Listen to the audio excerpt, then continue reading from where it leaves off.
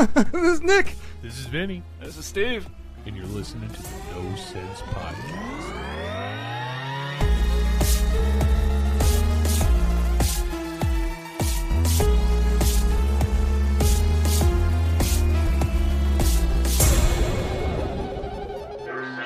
Hey, everybody. Hey, what's up? Hello. So, pretty special episode today. We've got a guest from... You know what? Just go ahead and introduce yourself there. Well, I'm the mess from the Midwest. They call me Timbo from Keno. My name's Tim Baltes, and I am honored to be here with the gang today. Thank you so much. Yeah, we're glad to have you for sure. So you're the mess from the Midwest. I like it. Where exactly are you from? So I'm from Kenosha, Wisconsin, about an hour north of Chicago. And as you can see here with this beautiful graffiti in the back, now we're here in Nantes, France. So, I traded beer and cheese for some wine and cheese. It's not too bad of a deal. Not too bad of a deal. Either way, at least you get cheese. And hey, big question. That's right. Where's the better cheese? It's one of those where it's apples and oranges. I love that you cannot find a good aged cheddar here, but what you can find is they have a type of cheese called Comté, and they'll age that. So I can get like a 1.5 or 2 year aged Comté, which kind of has a nice nutty flavor and is really nice on burgers or sandwiches. Melts really nice. So I'm getting used to the French cheese lifestyle. I'll say that. So your perspective of being over there, being from America and stuff, is it true that people in France like really just don't care for Americans at all? That's not been my experience. You know, I think where that comes from is the people who are financially able to travel here generally are those kind of folks with a lot of expendable cash. Mm.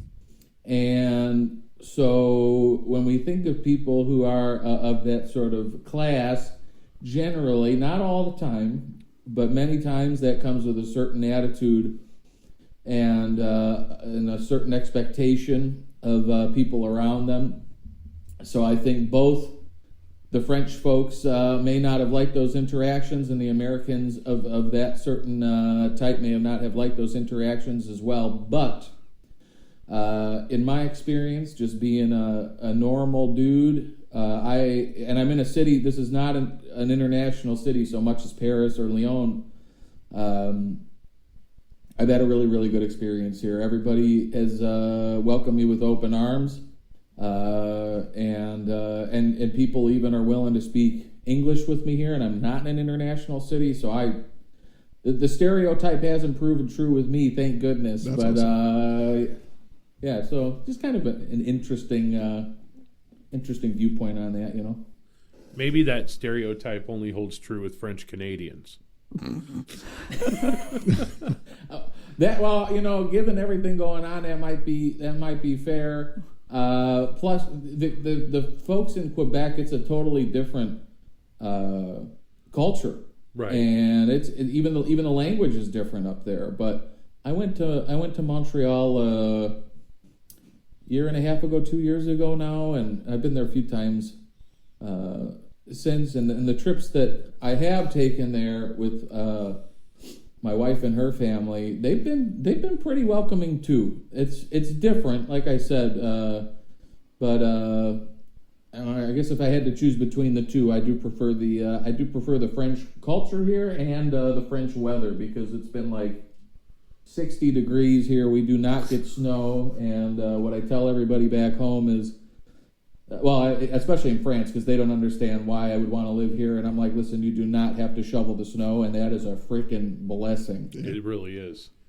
Yeah, we had like a bad bet. Like Steve was supposed to lick Wendigo's nipples, and we got 2-degree weather because he wouldn't do it. Yep. So it's fucked up. I busted out, my bad. Oh no. So why France? Like the wife, or something else? No, totally. Because my wife was actually born here. Her family left to go to Philadelphia. Both her parents are research pharmacists, so they got better jobs over in the States. Here in France, generally pharmacists are just the folks who own the store on the corner, so there's not so much income potential there. Mm-hmm. So came over here, built a life here, and it was a childhood dream, and into adulthood still a dream to come back. And we were looking at it a few years ago, and we made the decision to realize the dream because healthcare costs are way easier to deal with over here. I've got some health problems, so it's back in the States. It's like 12 and a half to 15 grand a year, including insurance, to pull off being alive in the States for me. My wife's about 6.5 to 8-ish. So, we're looking at 20 grand in savings coming here off the bat. I've been to a doctor a few times since I've been here already. I'm getting inoculated to all the freaking bugs over here, and that's been a pain in the butt. But the difference is so when I went to the doctor here for some stuff, the guy gives me an hour of his time, and at the end, he knew from the beginning I didn't have it. I'm not on the state insurance here. They have state-sponsored health care and all that. I'm not on that health care yet. And he was so apologetic after giving me an hour. He's like, "Listen, man, I'm so sorry, but it's going to be $30." And so I told him, I was like, "Listen, if I went back to my specialist in the United States, the guy at the hospital only gives him about 10 minutes, 8 to 10 minutes to see a patient. And if I didn't have insurance, that would cost me $400. So I'm happy to pay $30 for a full hour of your time." Yeah. Okay. Totally different. Yeah.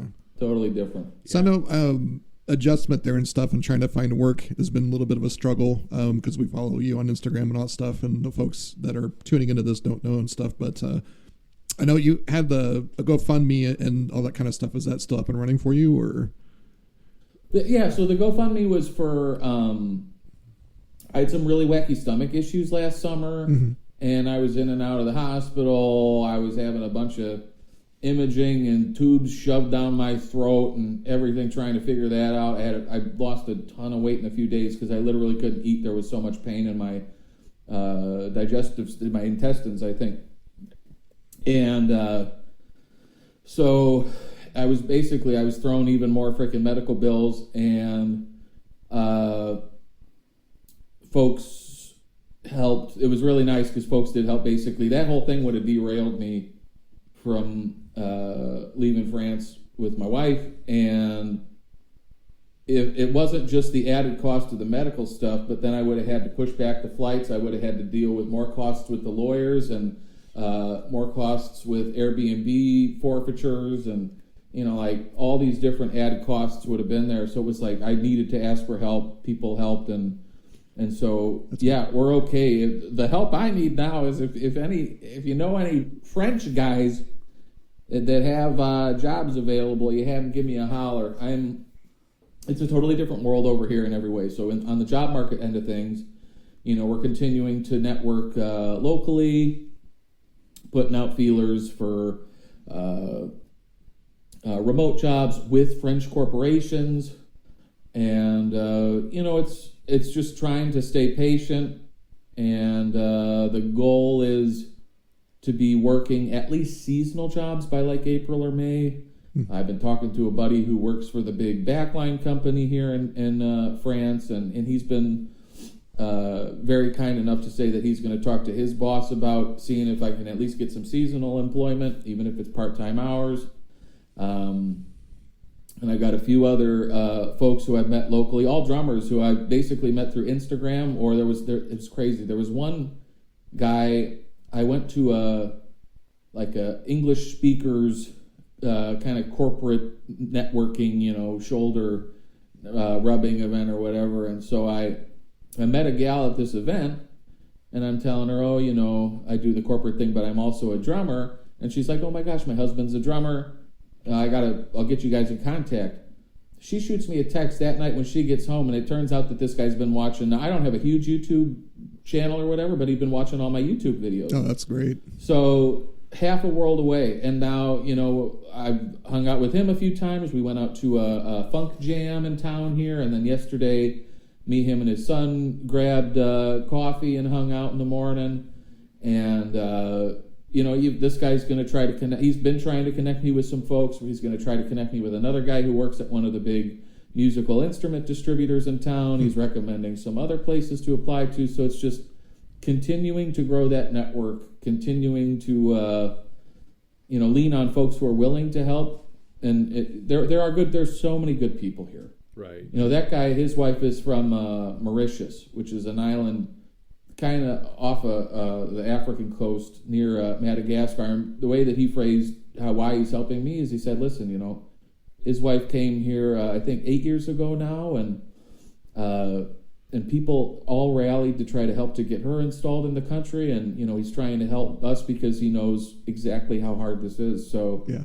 it's that's been really reassuring. You know, even if we have to have the patience to just get through however many months this is going to take, we know that eventually it's going to work. Domino effect. Yeah, for sure.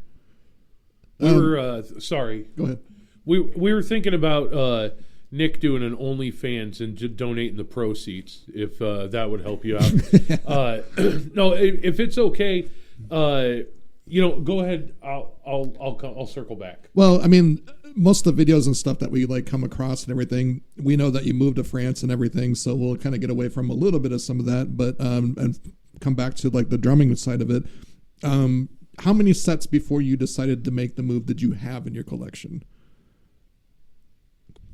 So, thankfully, it wasn't as many. I mean, when I was younger, in my mid-20s, I had, at one time, I think 11 drum sets and dozens of snares. Wow.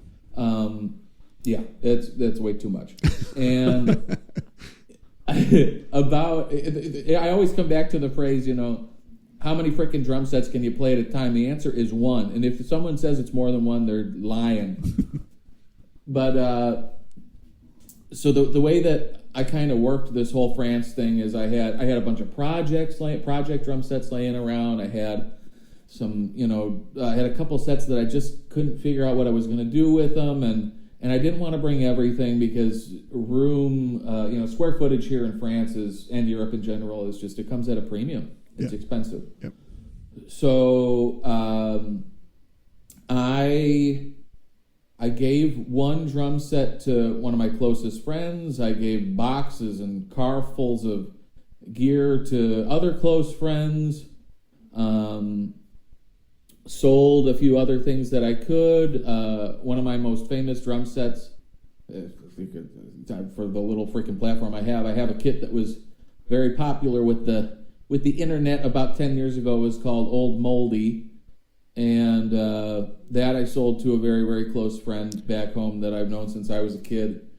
And yeah, so I only brought, and then everything's in the UK now. We're waiting to bring it over yet until we figure out where the heck we're going to find space for this stuff. But I brought two kits. I brought my green Ludwig, which is a classic maple, 2010, 12, 14, 16. I brought So was that Franklin drum kit. Not to cut you off, but is that the like mossy green set that you play a lot?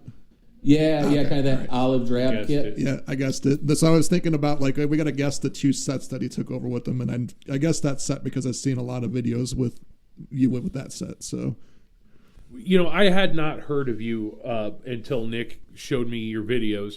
And when I saw the first one, I just went down the rabbit hole. And I just think you should know that I'm an absolute fanboy now. I appreciate it. No, I really appreciate that. The internet's a weird thing, you know. It's in some ways no one knows who I am, and in some ways there's a lot of people who know who I am, and I always appreciate that it's sort of this grassroots thing, you know, where people are just sharing it with their friends, sharing it with sometimes, you know, their partners or their kids, and I love how that just kind of grows like that. But yeah, you know, a lot of the videos that you see some of those kits aren't even mine, especially the stuff I recorded the last 6 months. So like, there's a couple sonar kits that there's a lot of videos of me on. There's a red, white, and blue sparkle Ludwig kit. All that stuff was in a drum shop in Kenosha, where after I had sent all my gear, 2 drum sets, a dozen snares, a bunch of cymbals, all my recording gear went over to the UK to a friend of mine's house. Once that stuff was sent, there's a drum shop in Kenosha, Wisconsin called Undigital Drums, where I was allowed to film for the remainder of time while I was home, and they had a nice interface, they had a bunch of microphones, and obviously a space where I could record, and drums and cymbals and everything. So all that stuff was in that shop. So that's kind of why the last few days I had an announcement where I've been working with that guy on a cymbal brand. It's called Chemistry Cymbals. Okay. So that was I was playing the prototypes basically the last 6 months before we left. Is that the symbol that you cut the sandwich with? No, that was a Zildjian. No, I wish.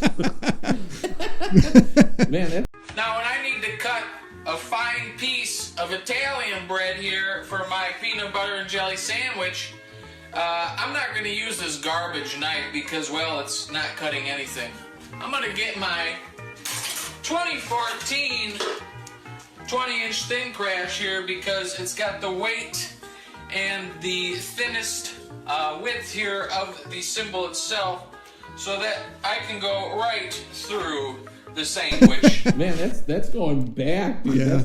That was like the first video that kind of hit. When that video went out, that was like the first thing to go viral, and then I think it was the order was the social media manager / I guess at that time she would have been AR. The artist relations gal from Zildjian started following me. Then like the head honcho of artist relations started following me, and the Zildjian account started following me. And through those relationships, that video specifically, that's how I got the most expensive Zildjian cymbal that was ever made at the time. I got one of those for free. And how I built the relationships to do a bunch of the social media content over time for a bunch of different campaigns that Zildjian was doing. So, that's cool. Crazy.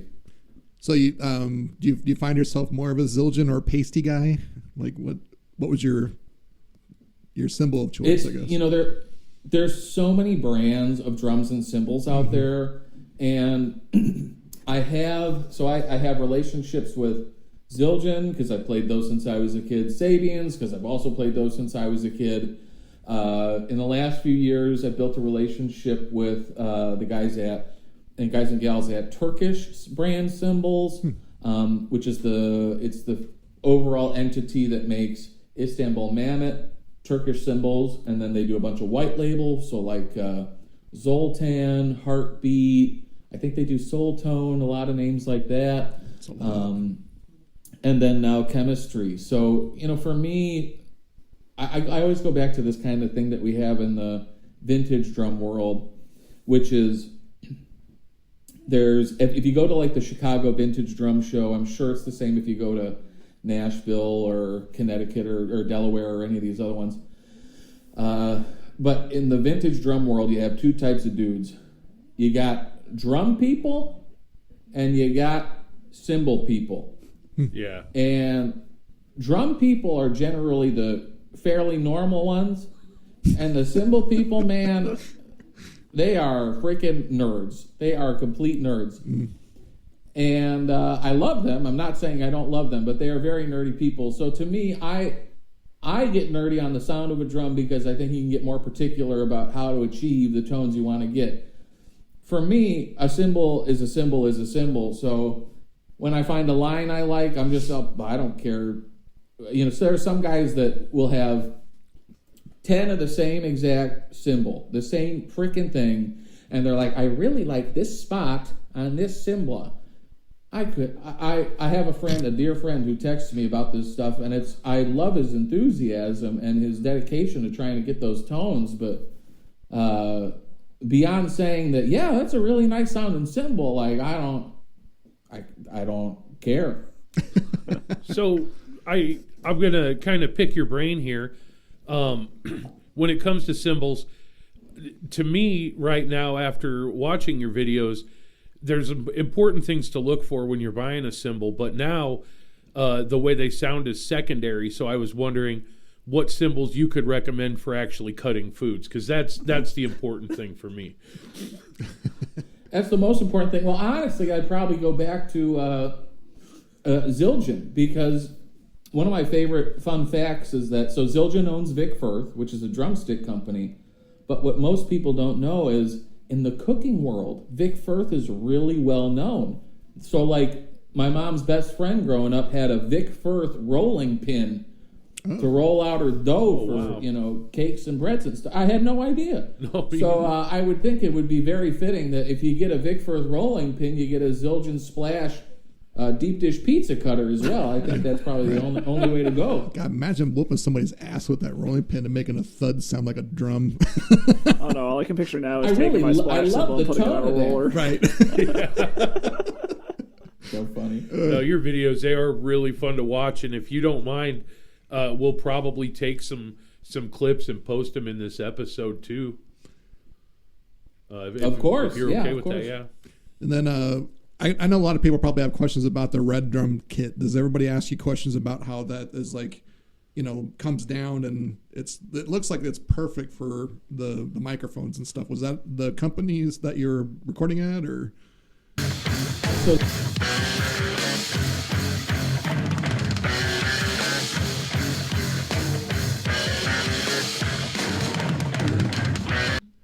So that was one actually. So I worked for a used and vintage music gear shop when I was in college. So I worked there. It would have been 2008 to 2013. And then even after 2013, I would obviously hang out there all the time. I would do things from time to time for the shop. Pandemic rolled around, and then they bought, literally, I think it was 70 pallets worth of gear in one buy, all drums. And so they needed help putting it all together. So I put together something like 200 or 300 drum sets in less than a week.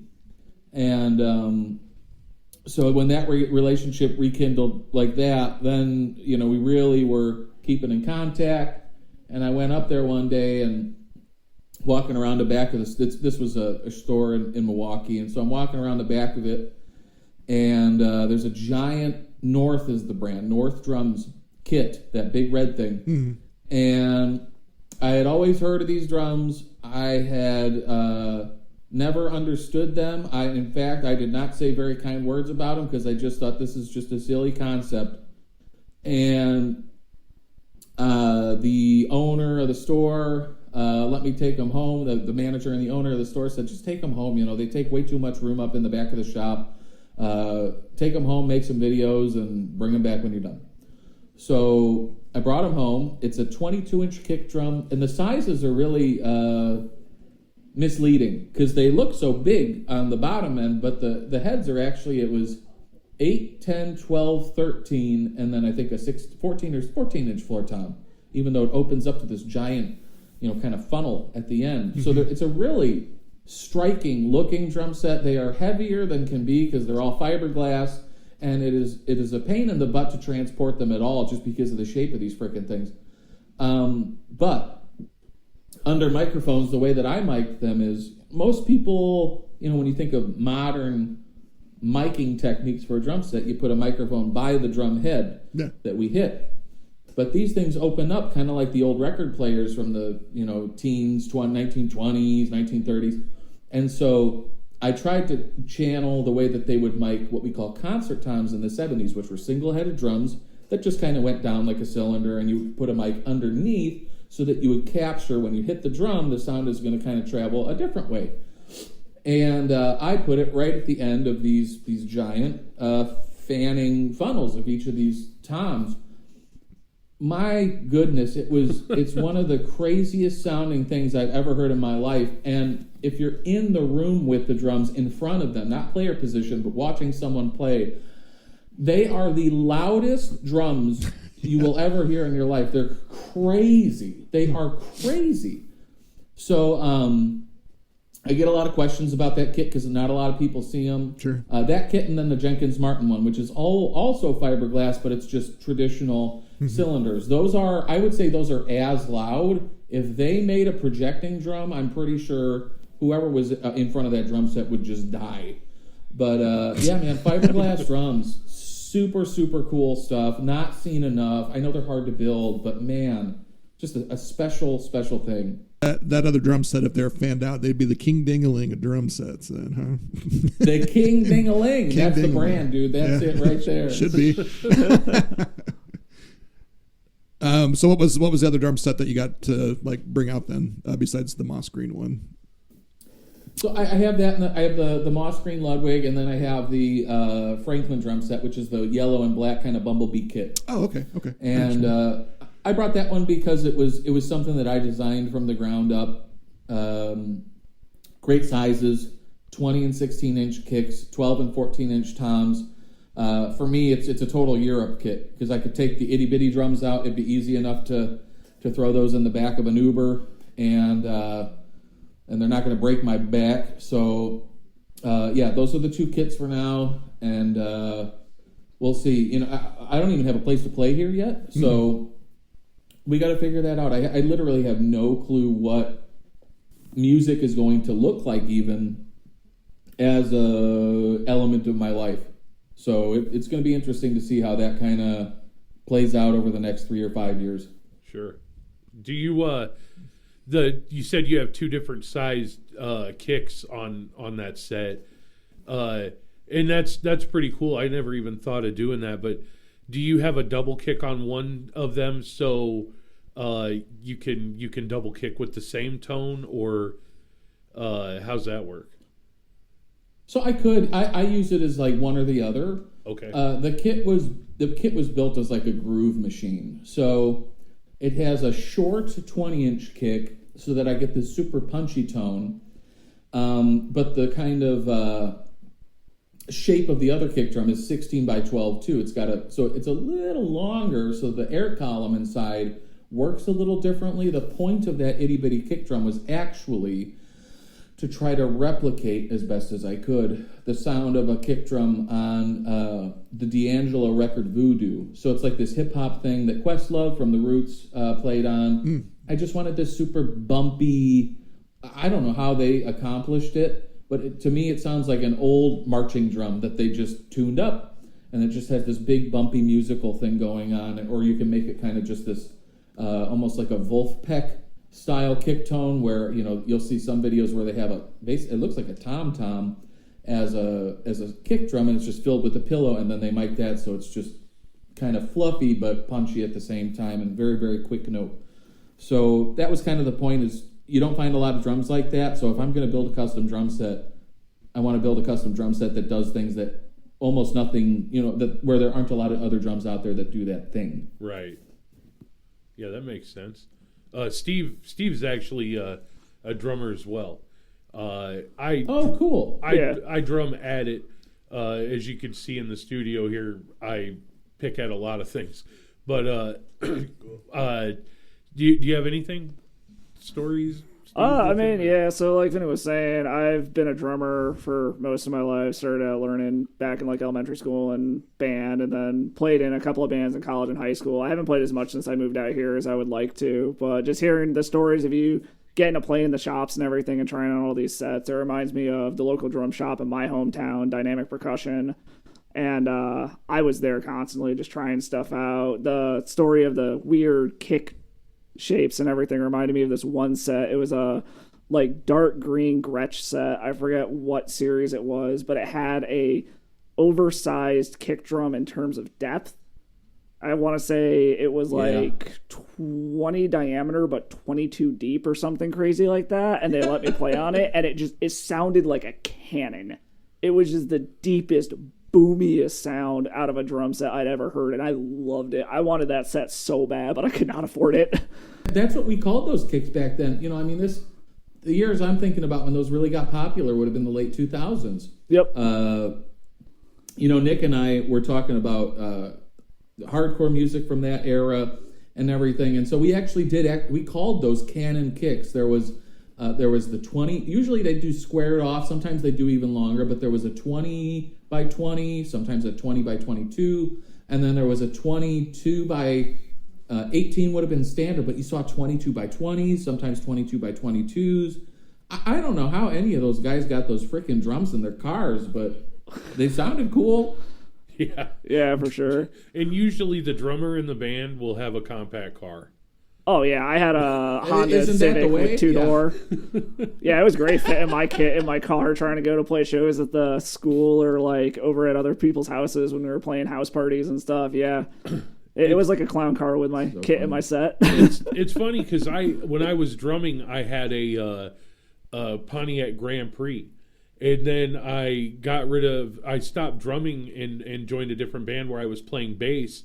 And once I had only an amp and guitar to haul around, I got an SUV. So funny. Are you into any, I know music is huge. What about comic books or anime or anything like that? Are you into any of the, we'll call it nerd culture stuff? No. I mean, I know you guys do a lot of different pop culture stuff here. Superhero stuff, movie stuff. I was trying to think of like things where I might be able to bring in some, I don't know, some opinions. But music was always the thing for me as a kid. Some movies and stuff, like I think you guys were actually talking about you were talking about the second season of some Netflix series. I don't think it was. Were you guys talking about like Reacher? One of the last episodes or something? I think I might have brought up Reacher because the third season just started up, and yeah, I've been watching that with my wife. So yeah, so like I love that show. I love a lot of action stuff. So like. I grew up on like the Jason Bourne movies, anything spy related. My brother is literally named after my dad's favorite Bond, Sean Connery. So that was the kind of stuff that we were raised on for movies, and then for me, and then the comedy. So like I remember when I was a kid, my dad got the first or second. I think it was the second one he got first was the second. Ace Ventura movie. Yeah. And so immediately at however old I was, like 6 or 7 years old, I'm like, talking out of my butt like Jim Carrey. So excuse me. You still do that. You still do that late night to your wife. Be like, hey, how about those strawberries today, huh? Oh no. But yeah, it's but that's this is kind of where there's the mix of like serious and funny. Yeah.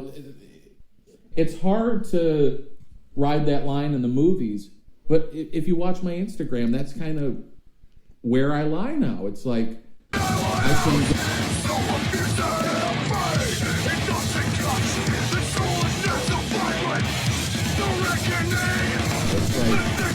I can go from having a video with 500,000 views where I'm dying trying to breathe inside of a Shrek mask playing death metal drums over that song from Shrek, and then the next day I can have a video that no one wants to watch where I'm playing an indie song in my own way.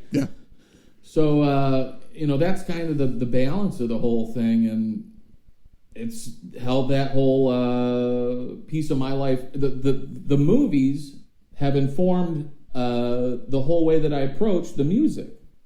So I think it's all tied together. All that creative stuff, art, movies, TV shows, music, all of it's tied together. We just watched one of your videos where you were in a T-Rex costume playing Jurassic Park theme, and there will probably be footage of that one up on this video because that was pretty goddamn fantastic. And I was mistaken for Star Wars for a second. They looked at me like I was an idiot. Like, that's Jurassic Park, stupid. So,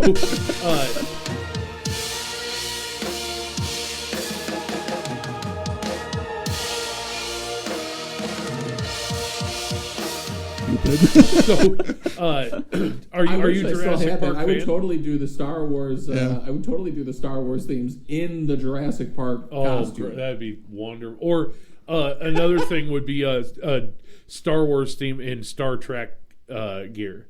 Oh God, that'd be immediately assassinated. Do you? I gotta find you in France first, though. Yeah. So I guess I just had something I was going to ask. Well, I mean, some of the conversation we were having the other day, as an introduction and stuff, we were talking about our love of, just heavy music and stuff. I was going to ask, did you ever get to a Milwaukee Death Metal Fest at all? No, I mean we had the fests that I did go to, because I have a pretty eclectic taste when it comes to music, and I'm always open to listening to new things. So I went to, there was a time when Milwaukee was a staple in the noise scene in America. So there was a huge noise fest that would happen in Milwaukee.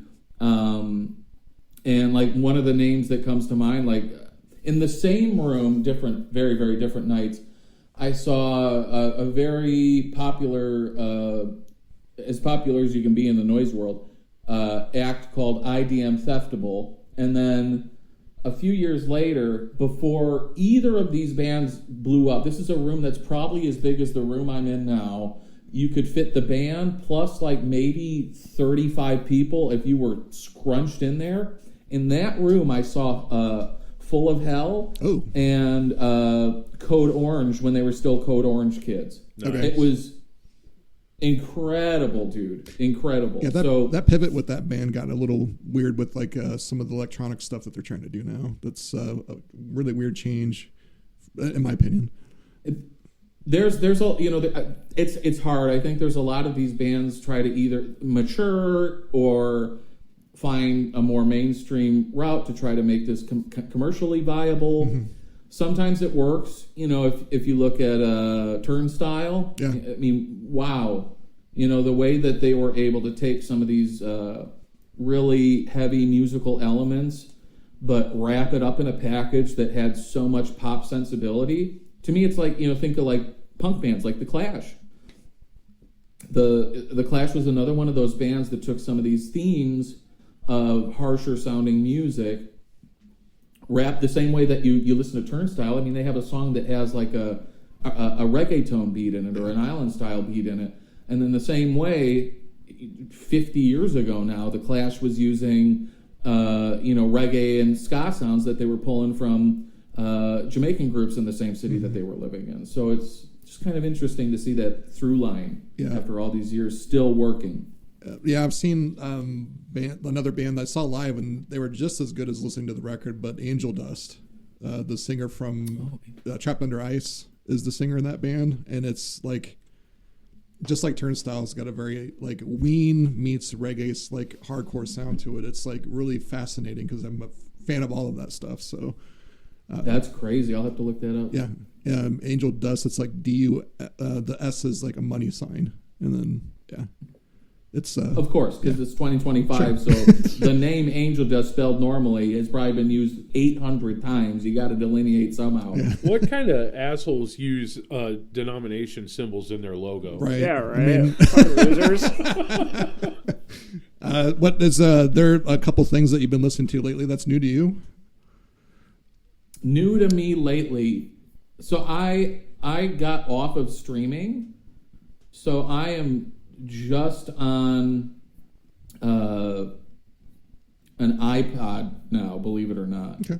So I have I've been listening to a lot of French stuff, classics like Joe Dassin and Jacques Brel, Charles Aznavour. I'm going to butcher all these names. But newer stuff, too. There's a lot of cool punk stuff that's happening in France. There's a band called... Oh, gosh. Well, there used to be a band called Colonie de Vacances, which was really cool. And they're part of this whole punk scene in Paris. that has been compared to the sound of Fugazi from Washington, D.C. Yeah, I would be into that. Yeah. I'll have to find this other band, though, because then some of these guys in the scene started this band where it's 2 drummers, a synth player, and a guitar player, and it is the craziest sound. It's so cool. So I've been doing a lot of that, and then I've been really digging into music from my youth again. Stuff that just kind of... So here's what feels good that I listen to is old freaking death metal. That makes me happy. Same. That makes me shine.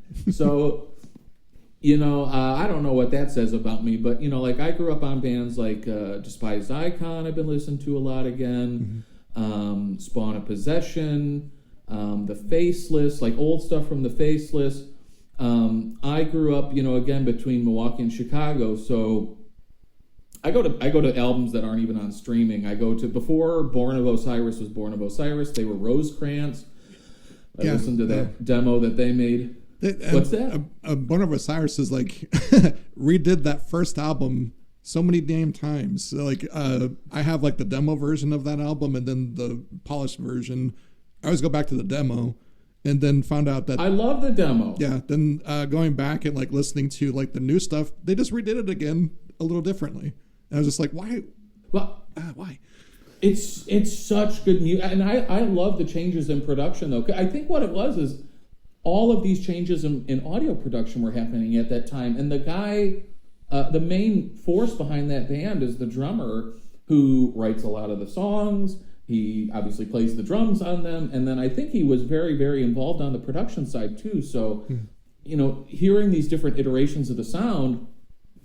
Everybody did that back then, and I think it was because of the change in technologies. Another band I listened to, a different area, these were Minneapolis guys, but is After the Burial. And before they put out Rare Form, which came out in 2008, 2 years before that, they had an album called Forging a Future Self. It had a different vocalist on it who had this incredible sound.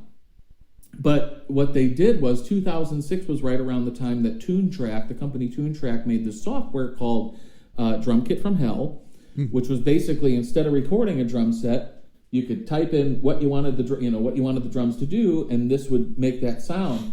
So they had that going on, and they were some of the first guys using 8-string guitars. They had some of the original Ibanez 8-string guitars.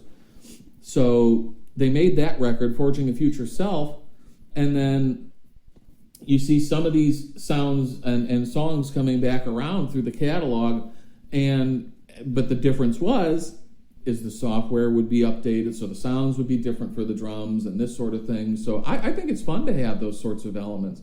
And then one other band I want to mention, though, is Veil of Maya, because that was, being between Milwaukee and Chicago, Veil of Maya was one of the biggest metal bands coming out that time. And before I don't think this is on streaming. I think it's only on YouTube. Is Veil of Maya had a record, and I think this was 2006 as well, called All Things Set Aside. And the same way that After the Burial changed vocalists after their first record, so did Veil of Maya. So this All Things Set Aside video album had a totally different vocalist on it, and that guy's vocals are great, and the production style is totally different. It's not something that we might find sonically pleasing if you think of it in terms of how polished music production is now today, but to me, the sounds that we were creating in the recording studio 20 years ago, this early digital thing or super late ADAT thing where people were literally recording on things that looked like frickin' VHS tapes, it has such a signature sound that you cannot replicate anymore, and it's to me, it's nostalgic, but it's also you cannot replicate it any other way. So it's such a signature sound for that time period, which I think is cool. Yeah, I go back to early '90s like death metal from different places in Europe and stuff, and there was one band that I'm obsessed with. They put out, it was their second album. The band was called Carbonized, and it was such a weird. I'll have to send you a link to a YouTube account because I think you can get it on streaming stuff, but they never put anything out on vinyl or something. It was like when everything was coming out directly on CD or tape. And this recording was so eerie in the way that they would do the vocals with like keyboards and all this other stuff. There's other bands that are today that are trying to replicate that sound and coming nowhere near it because of, I think, the way that things are recorded now is just so different, like too crisp or something. There are producers now that the way that they're getting the sounds that they're paid the most money to get for other clients is by going back to these old technologies. There's a guy, I think he's in Chicago. I think he's in Meatwave, which is this band that has like 8 million guitar players. And Great name. Yeah, it's Steve's favorite name. Great name. And but what the guy does is I think he uses either early all-in-one digital recorders or super old interfaces with old computers. But that's a thing now too, is like part of your sound, which I think is most important as a drummer, because we use so many different microphones and ways to process the sound when we're creating our recordings. But what's really important for drummers is that tone, and to get that tone, there's so many steps along the way. So, the changing the microphones, obviously, or the drums or the drummer is going to change the sound completely, but you can't discount that the audio converter to get those microphone sounds to go into the computer, that's going to totally change the way that it sounds. If you're going to use a computer that's 15 years old, there's a famous working drummer in New York, Jay Mumford, and Jay is known for, he's done replays for De La Soul records, meaning that he plays so they don't have to use the samples from old other records. He can re-record the grooves, the drum grooves or whatever, so that they can be used to put in the new re-release of these records, and they don't, they can bypass issues that way, legal issues that way. He's played on records with Danger Mouse and Karen O from the Yeah Yeah Yeahs. Nice. But his signature sound is because the guy is a Luddite. He hates technology, and he does not like to spend money on anything except for drums, basically. So, he was using a janky 20-year-old computer for a long time with a 20-year-old interface, and as silly as it is, that's why his recording sounds so freaking killer. It's so silly, but that's the thing that can, take you from being just another guy recording drums to being a freaking star. I've always kind of enjoyed how you can listen to music and some music will sound the same throughout time, but you can date music through if you hear a certain auto-tune vocal, you're like, oh, that's from 2012. Or if you hear that kind of high-pitched chirpy sound in the kick drum, you're like, oh, that's from Pantera or Korn. I really like how you can use music to kind of flag different timelines and different styles and stuff like that. It's always been kind of neat to me. So cool. So you had some questions about, or we had some questions anyway, about some of the other differences. We could sit and nerd out about drums and we'll get back to it. But and one thing is Nick and I both, and I think Steve too, we have some pretty bad ADHD, so we kind of bounce all over the place. That's all good with me, dude. So I just to me, I've never really known anybody that lived in France, and I think it's cool. But a couple of questions come to mind. Like for me, some of the differences there, it obviously temperature is one of them, and that sucks. But no. So I don't know. Do they get annoyed if you go ask for a croissant instead of a croissant, like stuff like that? Oh, if you go out there and put a T on croissant, dude, you are done. You are going to have a very bad day. Do not Some do old lady's that. gonna swing at you, huh? yeah, that'd be a bad day. I think what it is with the language here, when I'll go out, because I have to, like I said, this is not an international city, so you cannot expect that people are going to know even a lick of English. So what I preface a lot of times, like if, trying to think of a recent example. Well, this morning I went out to the store and I was trying to find, my wife wanted to cook up some quail eggs, so I was trying to find quail eggs, and so I went to the gal at the grocery store, and the way that I preface a lot of these conversations is I'll say, hey, in French, I'll say, hey, my French is bad, but I have a question, and then I'll say it in French the best I can, like I'm looking for this, that, or the other, or I'll have sometimes full-blown conversations, and I might switch then if I'm kind of searching for words, if I'm trying to say something pretty complex, I might switch from full-on French to what we call franglais, a mix of French and English. And then, or sometimes they'll tell me that they speak English. The gal at the grocery store told me she spoke English this morning, so we switched to English at one point.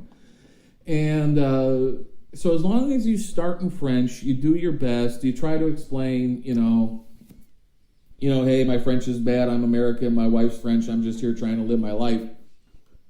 A lot of people will give you grace in that situation, but don't put a frickin' T on croissant, otherwise you're going to get kicked in the frickin' kneecaps. That's the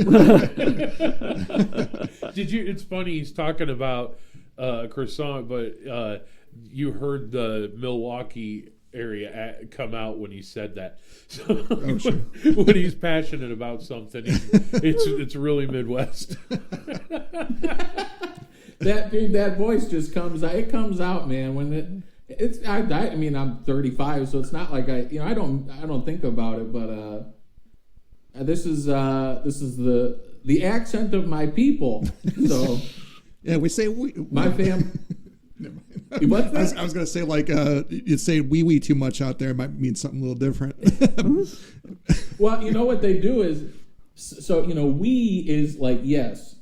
And so the slang version of that, if you want to say instead of yes, or you want to say yeah, you just put an A sound on the end of it, so it's just way. Which for me, hey there, ho there, howdy ho, I can go, instead of going wee, I can go, yeah, hey. Right. So it works. Dude, Midwest is the best, whether you're in frickin' France or Kenosha, Wisconsin. Oh, yeah. Well, we're a little bit more monotone here in Omaha, so we're the centralized Midwest of center you can get. Yeah, we really are. Well, so I was amazed when I moved out here that you guys didn't have accents, but then everyone said the same thing of me when I moved out. They're like, where's your accent? You're from the East Coast. I'm like, we're the one spot that doesn't have one. The East Coast in general, no, I'm saying like Connecticut. We're like the one state on the East Coast that we don't have an accent for some reason. I can always pick out Milwaukee Wisconsin in general. I can always pick out anywhere in Pennsylvania, and the tough one for me is like down south on the east is like Florida, or unless they have a different accent from where they brought it from somewhere. I don't notice any accents from people down there until you get to like the southeast, like Georgia, or Alabama. But well, I would say when it comes to the Southeast, it's more so the words that they use. Like my parents just moved to South Carolina a few years ago, so I've been spending some more time down there. And down there, like there's not so much an accent, but you can tell they're from the Southeast based off of specific words they use to describe things. Like nice. same thing with New England. Like you can tell we're from there because we use words to describe stuff. I remember my first time coming out to the Midwest. It was when you could still bring your own alcohol on airplanes and everything. So I went to the gas station on my way back to the airport to fly back home after apartment hunting, and I'm like, hey, can I get 2 nips of Jack? And the dude was just like, what are you asking for? I'm like, can I get 2 nips of Jack? He's like, you want my nipples? Like, what? I was referring to the little shooter bottles, but they're called nippers in New England. Hey, this guy wants to jack on my nipples. Oh, no. Yeah, we're not always the most appropriate here, Tim. Sorry about that. I'm not apologizing. It's a casual pod. We're on a casual pod. Yeah. It definitely definitely is casual. I don't know if you checked out most of the old episodes and stuff, but we'd always ask questions about like how you wipe your ass. Like Front to back, back to front, standing up, sitting down. Yeah. Left to right. Are you a folder, or do you scrunch and just kind of, ruffle it in there and look at it and throw it away, or do you just toss it and flush? Or If there's a mirror available, do you like to kind of look back and make sure you're getting everything? yeah, Our our bidets out there are a thing. Yeah, are there bidets? So I've been here. This is my second time in France. First time was our kind of scouting trip in 2023. Second time was moving here. And before coming here, I thought, man, I guess bidets are going to be freaking everywhere. They are not. It's a rich person thing or a super old house thing. So my goal one day is I want a legit porcelain bidet just to feel French. That's what I want. That's my goal. We don't have a bidet here, but I have a power washer out in the garage. Pretty close. Yeah, It's pretty close. Basically the same thing. Okay, so with the bidet in France, is it cold water or warm water when they have them? Well, he wouldn't. I think it's cold water. It's a little refreshing. It's like a nice breath mint for the other end. So the reason I ask is I went to Japan a couple of years ago, and bidets are everywhere there, but they're warm water. It is the freakiest feeling ever having warm water splash your ass. Did I pee myself? Aren't those toilets are like $3,000 a pop, I think, for those fancy Japanese toilets, aren't they? Yeah, I think so. I didn't look at prices, but they were in like normal department stores. Like they're just a thing out there. I mean, there were different levels. Like there was one at the hotel we were at that it actually would make noise to mask the sound of you shitting.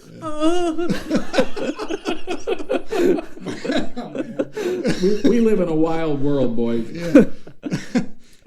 Actually, like I've been on like this kick with music from Japan lately. There's this thing on Instagram. I'll just send you a link to it, but it's called Japan Gigs. There's a ton, like a huge like grindcore, noisecore like movement happening in Japan. I was just like, holy shit, they've got a lot of music going on there. Japan that's kind of one of those places where, like, think about and Asia in general. But Japan specifically, think about Cheap Trick. Yeah, Cheap Trick did okay in the States, but man, when they started hitting Japan, that made their whole career. Mm-hmm. And there were bands, I'm trying to think of one guitar player that comes to mind is Marty Friedman. Marty Friedman was huge in the 90s, he's a shredder. And that guy still has a career, I think, specifically because of Japan. Mm-hmm. Their music culture there, like if I think of strength culturally of music and music performance, I think we have a huge culture but as far as in the U.S., but as far as creating a viable career, the monetary support is lowest, I would say, in places like the U.S., despite a huge music culture. It increases when you get to Europe because of state systems in some countries that help support it. But highest in Japan, the monetary support from the consumer for musicians seems to be incredibly high. Now, I'm sure that's changing like it is everywhere else in the world. But even growing up, man, there was a guy I was in bands with around town when I was a teenager. I knew him since he was a kid. So his older brother had always played. He was a guitar player. He always played in a thrash band. They were called Lazarus AD. They were on Metal Blade for a little while.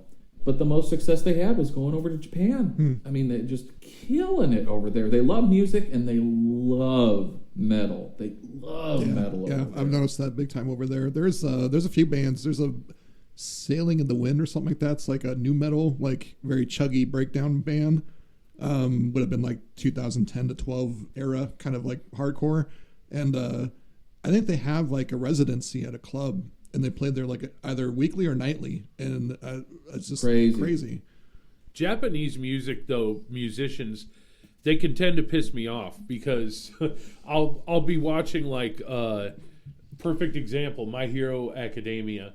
Season 2, their theme song. It's an anime, and I'm like, that song's really cool. Then I'll start listening to the bass line because like I want to try and emulate that or play it, and I'm like, how many fucking thumbs does this guy have? Like, I have no idea how he could play something like that. And it's so fast and so clean. And when I say they piss me off, I have nothing but respect for them. But it's almost like when I drum a little bit, right? And I'm not great. I'm passable. But I work hard at it, or I did. And then I'll see an Instagram video of some little 8-year-old bastard that can drum better than me. And I'm like, what the fuck? There's when we think about like drumming cultures, so I totally understand it with kids being incredible, but that's like the next generation, It's right? cool. They're It is always very going to be cool. better than the last. Yeah. Oh, very, very cool. Like I grew up during the early days of YouTube, and one of the first solos I saw when I was on YouTube was Tony Royster Jr. when he's playing at I think it was the Tony Williams Memorial. Kid's 12 years old, and the drum set is giant in front of him. And he just rip, incredible drumming. But in Japan, the culture for musicianship and work is totally different over there too. So like one of the most famous guys who I think had a, kind of internationally in the drum world was this guy Akira Jimbo. He was a Yamaha artist. He's a Zildjian artist. He's behind. Zildjian has a line called the K Custom Hybrid line. It was designed in cahoots with this Akira Jimbo dude. With Yamaha, Akira, I believe he was behind the Yamaha O Custom line when that came out in the early 2000s. He was part of that, but he also had an incredible signature snare drum, which was a 13 by 6 or 7, 6 lug, and it was a beach cell. Really cool thing. But on the drumming side of things, this is where it got interesting, is not only was he obsessed with the gear and getting the sounds that he wanted out of the gear, but the practice that went into his craft, and I think this is part of Japanese culture. Supposedly, I'd heard that this guy would practice over 12 hours a day on what he was doing. It. Jeez. It's so that, man, when folks who grow up in that culture are told, if you love something, don't just go after it. I mean, you have to just go after it with more than what you might have inside of you. It's incredible. It's the truest, rawest form of dedication is what it is. Well, They obsessive. You got to be almost obsessed Yes. with. right. And I think that's true with anything. But they say, what do they say? It takes 10,000 hours or 50,000 hours to be proficient in something. And I think Japanese people are capable of doing that in a week. It's different, right? Like the way I grew up, I'm 35 now, so when I started playing drums in 2005 when I was 15 years old, and the way I got those 10,000 hours in is because we had block scheduling at high school, so I would fandangle my way into getting out earlier. We'd have band practice all day. We would gig as often as we could, 2-3 times a week. And we'd be in the recording studio just knocking stuff out all the time. And it wasn't just that, I was in one band. I when I was in high school, I played drums in multiple bands at one time. I played bass in a couple other bands, or guitar in a couple other bands, and I sang in a freaking ska band. So it was that was the obsession we're talking about with Japanese culture is, but here in America, I was going to say here in America, not anymore. But when I was growing up in Kenosha, pre-social media, pre-smartphone, really at the tail end of when we had these incredible local music scenes everywhere, that was the thing you did to stay busy. Mm-hmm. Is you found a group of folks who you could play music with, or multiple groups of folks you could play music with, and you did dive straight in, and you gave it 10,000 hours a week. It was... I don't know that we'll ever be able to recreate a time like that, but I hope there are kids out there that are putting in those hours still. Obviously it's going to look a lot different now, but it'll be interesting to see what kids are doing with music in 20 or 30 years, because I hope it's not going the way of just being sound bites, and I hope that there are still young people out there who are interested in not just writing riffs, but writing songs and taking it to the next level and crafting albums, because I want to hear what that sounds like. I want to see what that looks like. I think you're right as far as the smartphone and the internet, but I will say this. I think if you can find a young person that has the same dedication to their actual craft, I think at that point, if they still have that dedication, that's where the internet and the smartphone and the social media becomes such a bonus and advantage, because just the sheer networking, like you're in France, I could easily have you send me some drum stems and I throw some guitar on them and stuff, and just the collaboration that you can do so easily around the world now. I think that's one of the coolest things to happen to music. And the collaboration in community.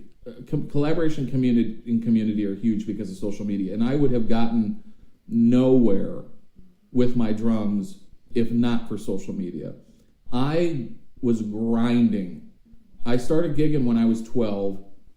Started playing piano as early as 8.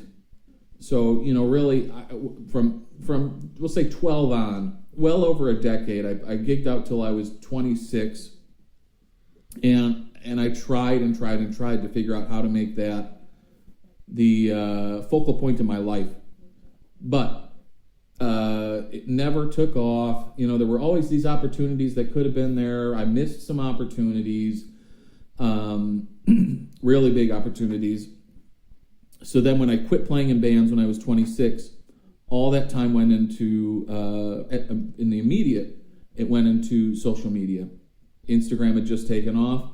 I was posting photos of drums before you could even post videos. I was posting photos of drums on Instagram. 2013. 15-second videos come along. Yeah. Yeah. So then, I was on then, and I started going from there. I started posting 15-second videos when you could post 15-second videos. So I'd post 15-second drumming clips. Eventually, I started posting 15-second drum covers or 15-second little drum-oriented skits. And eventually we got to 60 seconds, I think was the next hop up. And now I was really starting to hit it with some really nice short drum covers. But from the 15-second clips, when I was able to post stuff that had a nice recorded sound to it with multiple microphones and this, that, and the other, I used that to find that first recording gig. And, that community there helped me get that first gig through hashtags and pushing that content out. That grew and grew and grew, playing on video game soundtracks, movies, TV shows, albums for bands on Warner Records and independent releases and all this sort of stuff. And as that part of my career was growing, so was this platform I had on Instagram. And even today, I'm leaning on that platform while I'm here because previous to arriving in France, I think it was a year before we got here, I put up a post on my Instagram story saying, hey, where are my French folks out there on Instagram? Sure enough, I connected with a guy, and he's the guy who works at the Backline company, who I've hung out now with in France, who's trying to get me a little part-time gig there or a seasonal gig or something bigger, all because of Instagram. And there was another guy following me from the city that we live in now, and we've hung out. My wife hangs out with his girlfriend all through social media, and this continues. That other guy I told you, I met his wife, and it turned out that he had been watching my YouTube videos. And this keeps going on. There's so many other people I'm continuing to connect with just because of this Instagram thing. So to me, the biggest takeaway in the change of what music looks like is we're kind of bridging the art and the entertainment, but even with that part, which has a lot of complications to it, now there is no necessity to have to move to Nashville, Los Angeles, New York. You can live in Omaha. You can live in not France. These are not music cities, but because of social media now, if you play your cards right, you can start to build the career or to build the legacy that you're trying to create with the thing you're trying to do, drums, guitar, art, dance. I don't know, freaking cat pictures. I don't know, whatever you want to do. Feet videos. Oh, I'm not guess. I'm not a feet guy, but That's when we find out what your OnlyFans search history looks like. Yeah. I've never done it. That's like one thing I've never like dove into. I've never like looked and logged into OnlyFans to like look at some pictures of a chick that I could just do an image search for or something. I don't know. I just whatever. Yeah, he doesn't really search on no. there as much as he posts. Yep. Yeah. We talked about that. I'm really bad at posting on social media. I need to get better at that. I keep telling myself I need to, but So am I, but luckily we have a Steve, and Steve's Thank on top God of for stuff. Steve's. Steve. Yeah, everybody needs. Never a heard Steve. anyone say thank God for Steve's before. There you go, buddy. Well, man, we usually keep these things about 45 minutes to a little over an hour, just to kind of keep people interested in like listening to and from work and workouts and things like that. So we don't want to Rogan it up and do like 3-hour podcasts. I know you probably got stuff to do. So we'll kind of wrap this up for today. We'd love to have you back on, man. I mean, that's like the tip of the iceberg. We can probably talk about music and other things for hours with you. So if you will be willing to come back on, we'll have you on. I'm here, baby. I'm down. We can talk about. Maybe we can do a cheese tasting next time. Oh, hell yeah. I'll tell you what. I'll yeah, let you know if I get botulism or something. You think about different kinds of cheese that we can obtain here, but we might not have tried that you like, and we'll taste them on the show here. Yeah, we need to send you a care it. package of Dorothy Lynch or something. We can send that to you, buddy. Hell yeah, dude. I'm down. Well, thank you guys so much again for having me on. Thanks for coming on. Thank Yeah. you. And thanks to the listeners for getting through our ADHD conversation that has spanned cheese, death metal, and feet. And I hope Old for lady the 10 swinging people at that are you. still listening, we appreciate you. And thank you, boys. I appreciate you guys too. Thank you so much. Yeah, again, thanks so much for coming on, and thanks everybody for checking us out again. If it's your first time here, hopefully it's not your last. I am Vinny. Nick. I'm Steve. And you were listening to the No Sense Podcast. My best friend. Later. We're best friends now.